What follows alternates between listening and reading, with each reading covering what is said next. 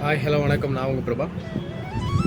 அலைபேசியில் அது இது எது என்று எதை பற்றி பேசினாலும் அழுகை, கோபம், சிரிப்பு, பாசம் என ஏதோ ஒரு உணர்ச்சியை வெளிப்படுத்துவதில் ஏதோ ஒரு காரணம் இருக்கிறது, ஏதோ ஒரு அர்த்தம் இருக்கிறது. ஆனால் விக்கலை வெளிப்படுத்த என்ன காரணம்?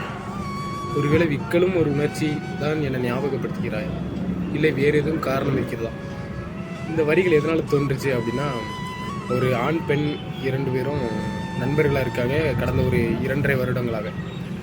ஸோ அப்படி நண்பர்களாக இருக்கிற போது அப்பப்போ அலைபேசியில் பேசிக்கிட்டு இருந்திருக்காங்க. வாரத்துக்கு ஒரு முறையோ இல்லை 2 நாளைக்கு ஒரு முறையோ தான் பேசுகிறாங்க.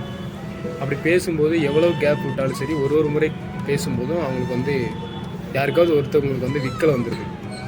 ஸோ அந்த விக்கலுக்கான காரணம் என்ன அப்படின்றத நான் யோசிச்சுட்டு இருக்கும்போது தான் இந்த வரிகள் தோன்றுச்சு. இதற்கான காரணம் என்ன அப்படின்னு உங்களுக்கு யாருக்காவது தெரிஞ்சிச்சு அப்படின்னா கமெண்ட்டில் சொல்லுங்கள்.